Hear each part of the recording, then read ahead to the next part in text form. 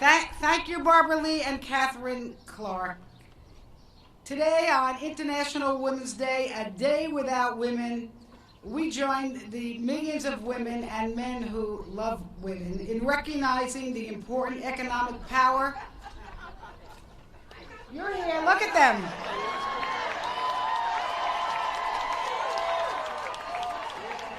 We have sons.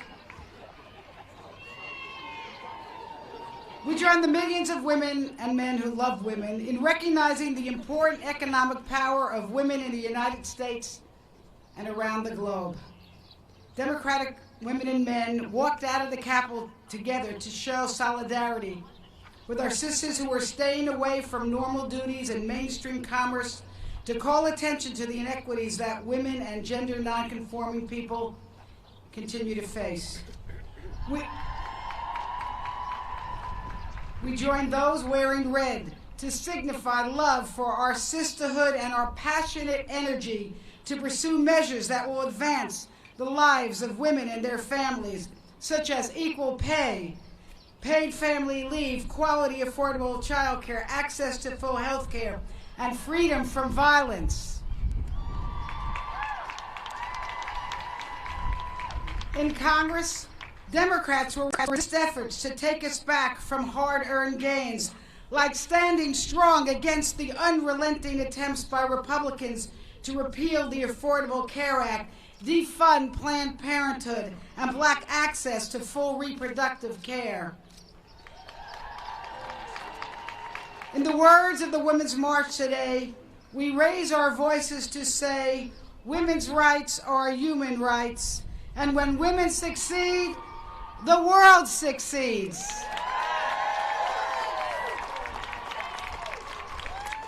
And now I'm pleased to bring my co-chair of the Democratic Working Women Group, Brenda Lawrence from the great state of Michigan. Hello, everyone. Women, are you here? I want to say thank you to our amazing leader, Nancy Pelosi, to the leadership of these amazing women, and the men who recognize women in leadership. I want to thank you all as well. As we today recognize and support International Women's Day, a day without a woman, equal rights are something that we're fighting for now more than ever. As vice chair of the Bipartisan Women's Congressional Caucus and a member of the executive board of the Congressional Black Caucus, I believe that equality is always a goal that Congress must prioritize. A day without a woman, yes, a day without a woman is a day of great loss for America and the world. So let's talk about that.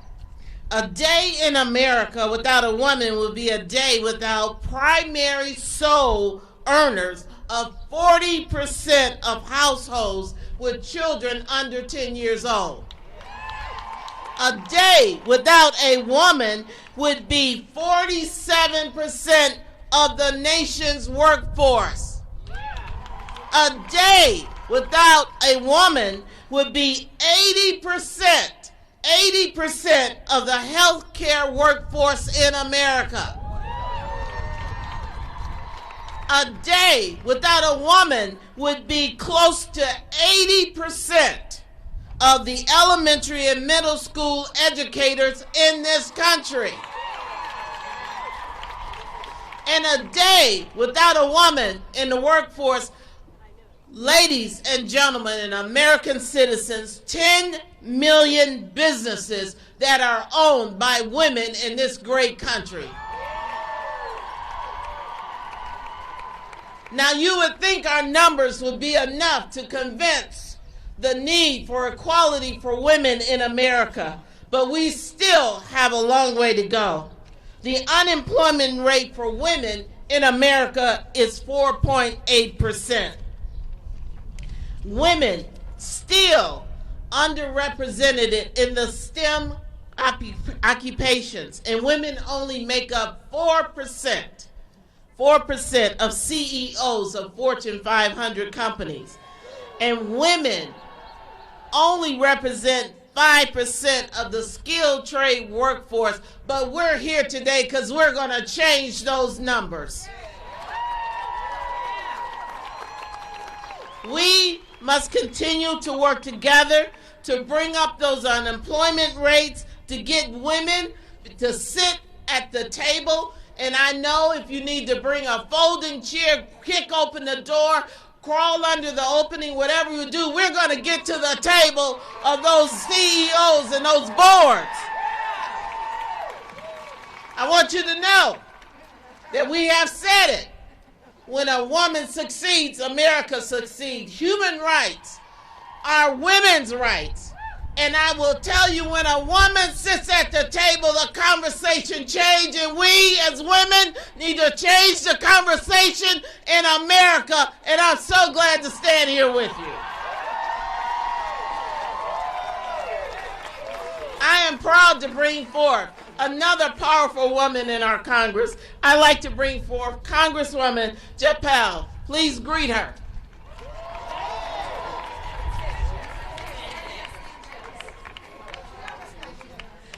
Hello, beautiful sisters in red. How are you doing? My name is Pramila Jayapal, and I'm proud to represent the 7th Congressional District in the state of Washington, and so proud to be here with this incredible caucus under the leadership of Leader Pelosi, Catherine Clark, who brought us together, and all these amazing women who are here to fight for women across this country and across the world. I wanted to talk to you about women's reproductive rights and to talk about the fact that women's reproductive health is not only women's rights, but it is our economic future. The reality is that we need to be able to plan our families and make decisions about our own bodies without anybody else getting in the way. And the Trump administration and the Republicans in Congress have been waging a war on our health and our ability to make those decisions. Trump, in his very first few days, reinstated and expanded the global gag rule, which yanked away critical funds from organizations that provide aid across the world. And as somebody who is an immigrant from India and who has worked in public health around the world for 8 years, I can tell you that those programs are life and death for people, for women and their families around the world. Republicans also pushed through H.R. 7 in their attempt to codify the Hyde Amendment. And they are attempting to gut Title X funding. And of course, they want to defund Planned Parenthood, even though Planned Parenthood... That's right, and we are going to make sure that women across the country who get their services from Planned Parenthood are out in the streets and ready to fight to preserve those critical services across our country. Sisters, we are not going to let them roll back progress on the gains we've made, are we? We are going to make sure that we continue to provide access to health care and make sure that people understand these are our reproductive organs. Take your hands off of them. They belong to us. And let us be clear that today we are here to demand the rights of all kinds, respect, equity, racial justice for women around the world. And we are clear today, clearer than ever before, that it is always women who have led us forward, rising over and over again in the face of turmoil, women who find the courage and the resilience to turn what is lost into what can be gained. So thank you, women and men who are supporting us, for making sure that we preserve the rights of all women in the United States and around the world. Thank you. And now it is my great honor to introduce my incredible colleague, champion for women's rights from the great state of Illinois, Sherry Bustos. Good afternoon, everyone. Let me hear from you if you think we need more women in Congress. 19% is not good enough. I am here to talk with you about equal pay for equal work. Anybody think we have a little work to do on that? You know, we've made some good progress. But you got to go back 50 years and you think about what's happened in these 50 years. Half a century ago is when President John F. Kennedy signed the Equal Pay Act. All right, 50 years have elapsed. The first bill that President Obama signed into law was the Lilly Ledbetter Equal Pay Act. So where do we stand today? Where do we stand today? Are we there yet? So on a national level, women make 80 cents on the dollar to what a man makes. And I've got worse news.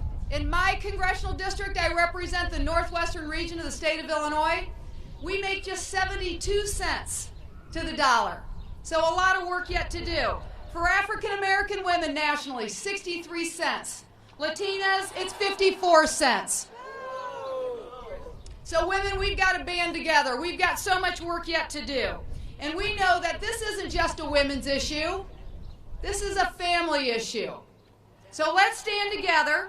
It's why this congressional session, and until we get it done, we've got to pass the Paycheck Fairness Act. And the women and the men behind you, we pledge to you that we will be supportive of that. And I heard one yes. All right, yes?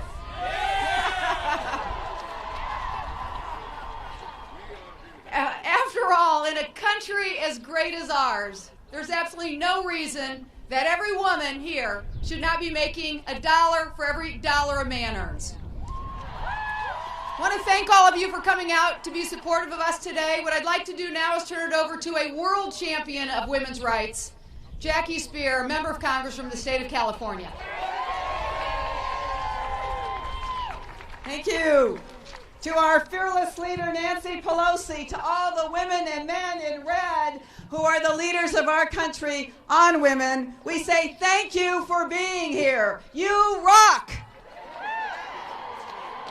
In January, 3 million women, men, and children across this country in a sea of pink were there to tell the president that we refuse to be marginalized.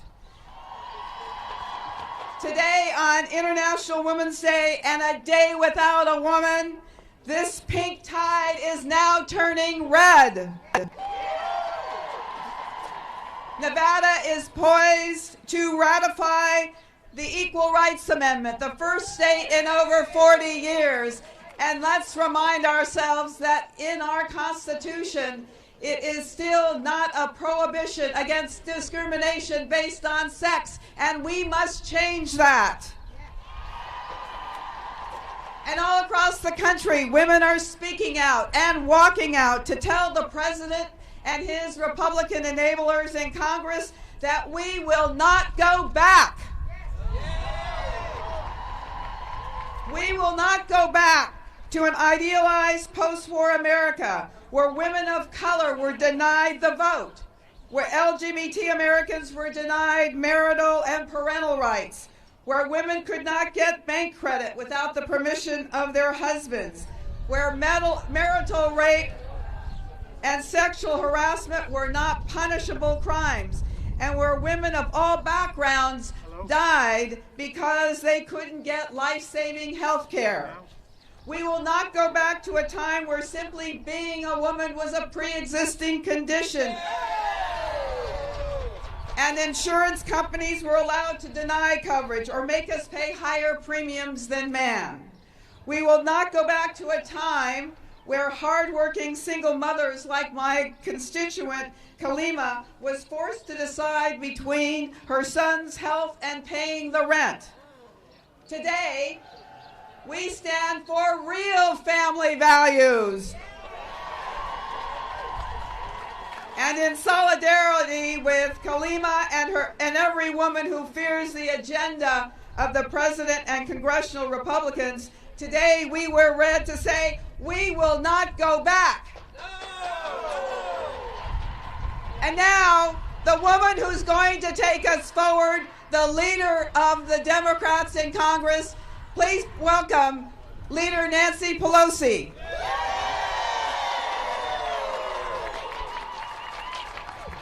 Good afternoon. It is afternoon, and it is a good one to be with all of you.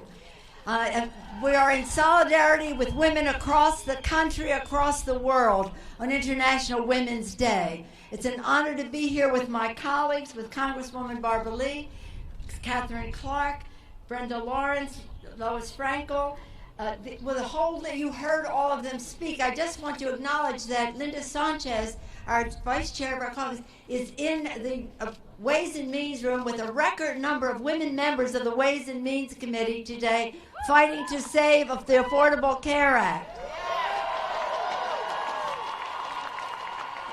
And so we're going to hear from Congresswoman Barragan of California, a champion on women, is going to speak to us about women and immigration. Congresswoman Barragan. Thank you so much. I am the daughter of immigrants from Mexico. My parents came here for a better life for their kids. Here I am in Congress now, the face of the very people this president is demeaning. Not just women, but immigrants. What's happening today at our borders is unreal. It's un-American. Just this week we heard this president is thinking of separating women and their children at the border to deter them from coming to this country. That's right, he should be ashamed of himself. I am proud to stand with my colleagues here today to stand up for women, to stand up for immigrants, to stand against this administration that thinks they can come in and tell women what to do and thinks they can come in and demean our immigrants. It's a very serious time. We need all of you out there and all of us up here to stand together to continue to move forward for women. Latinas only make 54 cents on the dollar. That is unacceptable. Ladies and gentlemen, we need to stand together at this time with women. Immigration rights are women's rights.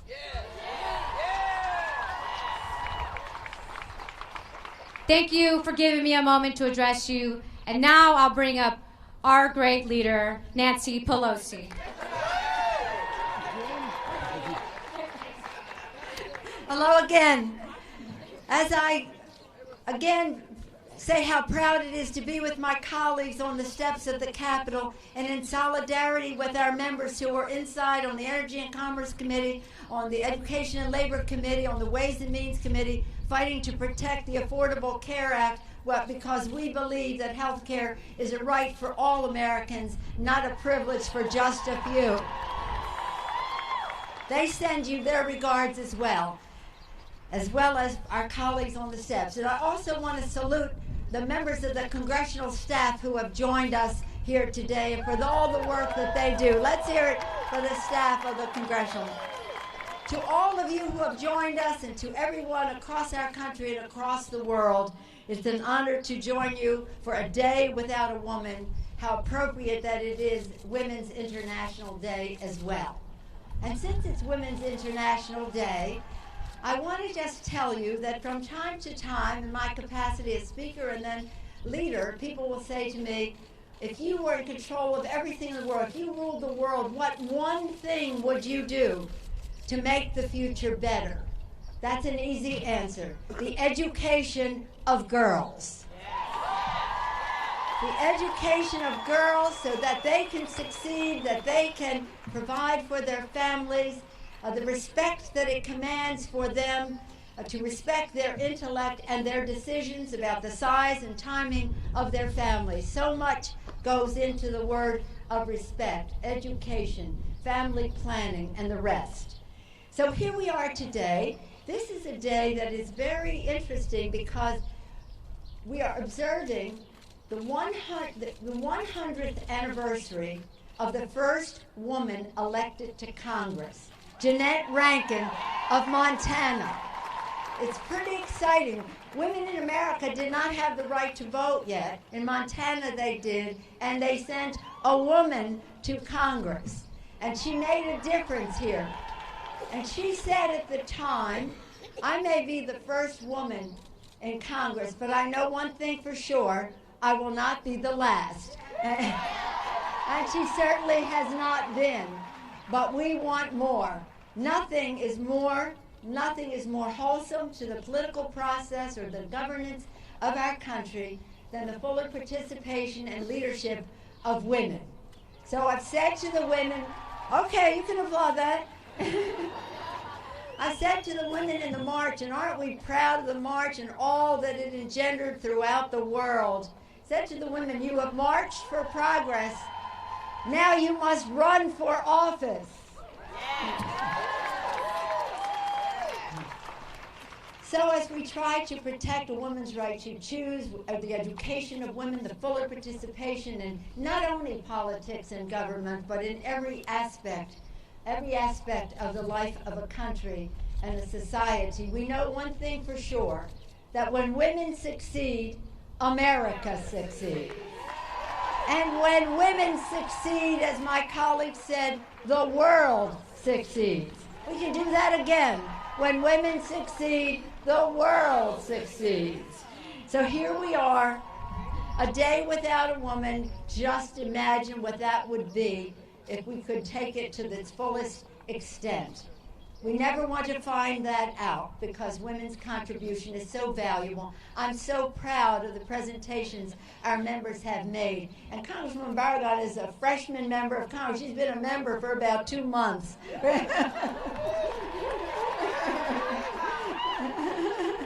I just want to also acknowledge the work of our colleague Frederica Wilson. Every Wednesday, we dress in red. We stay on the steps or inside, depending on the rain, to remember our girls, to bring back our girls. She observes International Women's Day every day, and so do we. And I want to acknowledge her leadership in that regard. I know my colleagues do as well. So we don't want the world to know a day without a woman, but we want people to understand what that day would be like. And it would not be a day that takes us to our fullest aspirations for the future, for our children, for the future that we envision for them. So I'm proud to stand with my colleagues, with the staff of the Congress, with all of our friends out there, with people across America who are making a very strong statement. And I return to where I began with this. If I ruled the world, the one thing we would do to make the future better would be the education of girls, not just here in America, but across the world. Because when women succeed, the world succeeds. Thank you all very much for coming.